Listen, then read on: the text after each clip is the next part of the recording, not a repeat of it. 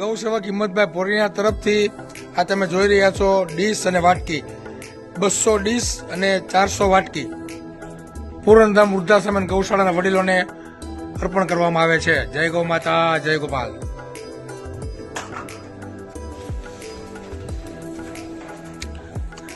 આજે તારીખ 18/1/2025 ના રોજ રાકેશભાઈ કથિરિયાના સહયોગથી કરુણા સેવક ગૌસેવા ચેરિટેબલ ટ્રસ્ટના ગૌસેવકો પૂરણધામ વૃદ્ધાશ્રમ ગૌશાળાના વડીલોને સવારનો ગરમા ગરમ ચા નાસ્તો કરાવી રહ્યા છે.